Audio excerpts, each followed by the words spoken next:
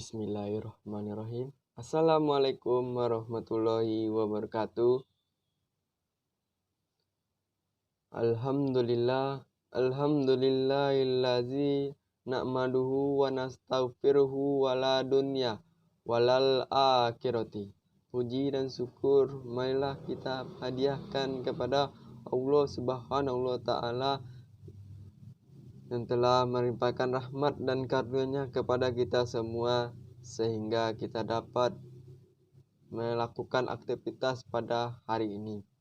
Baiklah, saya tidak akan memperpanjang kata-kata qadimah saya. Saya langsung saja masuk kepada materi saya. Sebelum saya memasuki materi saya, izinkan saya memperkenalkan diri kepada semua teman-teman dan dosen.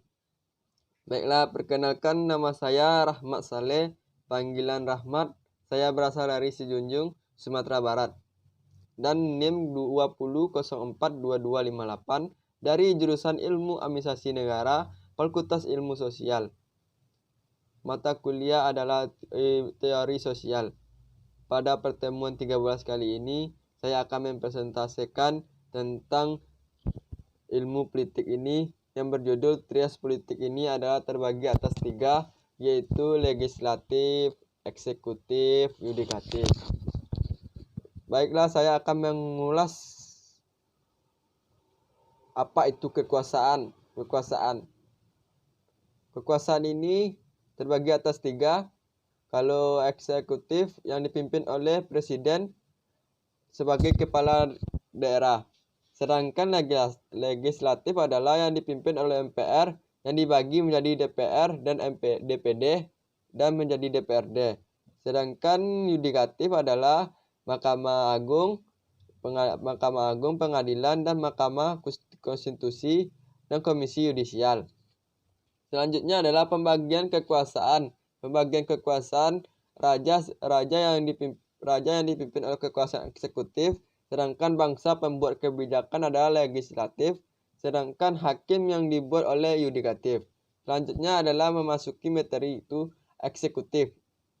Dalam arti luas adalah eksekutif adalah kepala negara atau pemerintah, pegawai pemerintah, birokrasi dengan tugas menegakkan hukum atau aturan, menginisiasi kebijakan serta melakukan hubungan internasional dalam arti sempit sebagai simbol persatuan negara serta penyediaan kepemimpinan dalam sistem politik. Eksekutif. Dan selanjutnya adalah legislatif adalah wakil rakyat sebagai pembuat undang-undang dan kebijakan. Perkembangan dengan fungsi penyelidikan dan kontrol atas kinerja eksekutif merupakan agen dalam sistem politik sebagai pembawa mandat dari prinsipal. Selanjutnya adalah teori fungsi negara. Teori fungsi negara ada 2 para ahli mengatakan menurut George Locke adalah fungsi terbagi 3. Yang pertama adalah fungsi legislatif, yang kedua adalah fungsi eksekutif, yang ketiga adalah fungsi federatif. Menurut Montesquieu, fungsi terbagi 3, fungsi legislatif, eksekutif, dan yudikatif.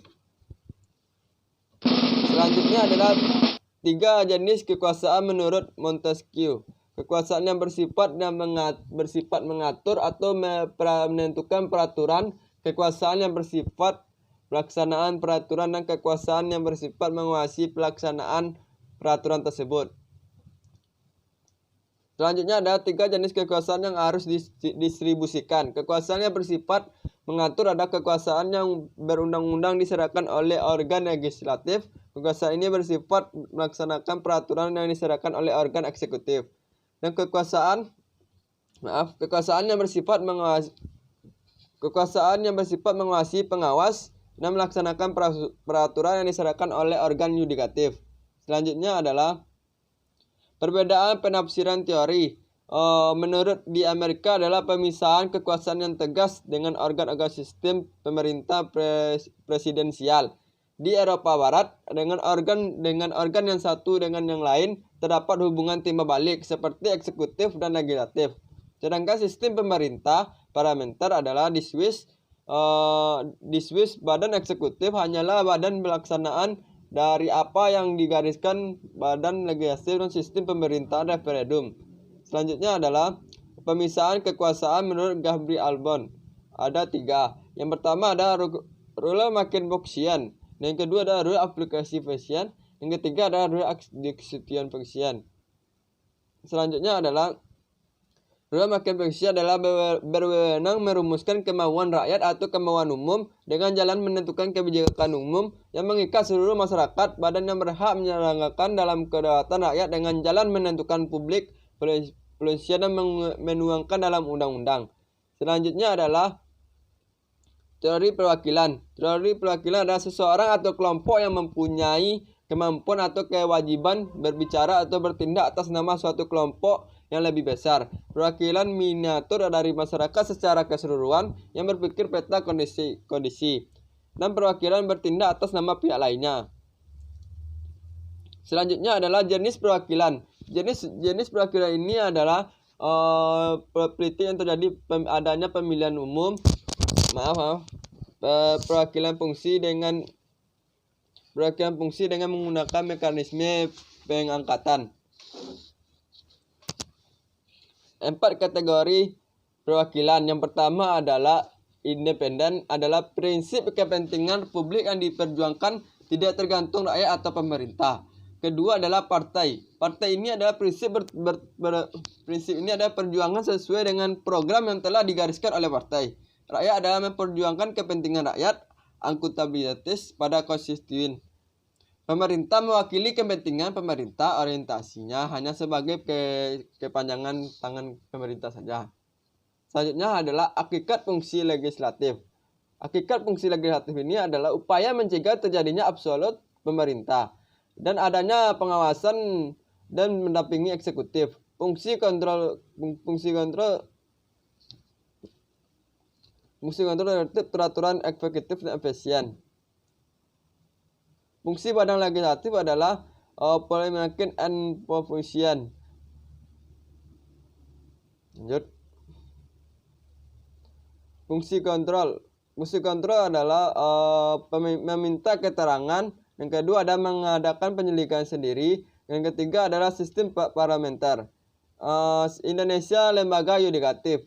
Pengertian lembaga yudikatif ini adalah suatu yang berfungsi untuk mengadili dan menyelewengkan pelaksanaan konstitusi dan peraturan undang-undang secara luas serta bersifat independen dalam melaksanakan tugas dan fungsinya. Selanjutnya adalah sistem lembaga yudikatif negara demokrasi. Yang berkembang di negara Inggris, sistem berpedoman pada prinsip bahwa selain undang-undang yang dibuat oleh parlemen juga berpedoman pada peraturan lainnya yang merupakan yang terdahulu yang dibuat oleh keputusan tersebut. Selanjutnya, sistem kefer hukum adalah hukum perdataan. Sistem hukum ini berpedoman pada hukum yang sudah ditetapkan. Sistem ini menyangkut paham positisme perundang-undangan atau legalisme yang berpendapat bahwa undang-undang menjadi sumber hukum satu-satunya. Sistem yang ini berlaku di negara Prancis. Selanjutnya adalah kekuasaan lembaga yudikatif di Indonesia. Sistem hukum yang berlaku di Indonesia, khususnya hukum perdata hingga saat ini, ada 2, yaitu sistem hukum adat adalah suatu hukum yang bercorak asli Indonesia pada umumnya tidak tertulis. Yang kedua adalah sistem hukum Eropa Barat yang dipengaruhi oleh hukum Romawi atas kebebasan yudikatif. Adalah berpedoman pada pasal 25 dan 24 dan 25 Undang-Undang bahwa kekuasaan hakim adalah kekuasaan yang merdeka, artinya terlepas dari pengaruh kekuasaan pemerintah. Berdasarkan dengan hal tersebut, harus ada penjaminan dalam undang-undang tentang kedudukan pada hakim. Dalam Undang-Undang Nomor 19 Tahun 1964 tentang pokok-pokok kekuasaan kehakiman, pada pasal 19 dikatakan bahwa demi kepentingan revolusi, kehormatan negara dan bangsa atau kepentingan masyarakat yang mendesak presiden dapat turut atau campur tangan dalam soal pengadilan. Selanjutnya adalah lembaga yudikatif dalam era Indonesia. Lembaga yudikatif ini di era reformasi ini terjadi perubahan. Perubahan ini sejalan dengan adanya amandemen terdapat Undang-Undang 145 Bab 9 tentang kekuasaan kehakiman. Pada pasal 24 ayat 2 menyatakan bahwa lembaga yudikatif ini menjalankan kekuasaan kehakiman adalah Mahkamah Agung dan Badan Peradilan yang berada di bawah dalam lingkungan peradilan umumnya, agama, militer, TUAN dan oleh sebuah Mahkamah Konstitusi wewenang lembaga yudikatif menurut Undang-Undang 945 amandemen sebagai berikut. Mahkamah Agung adalah mengadili kasasi atau menguji peraturan undang-undang di bawah Undang-Undang Pasal 24A ayat 1.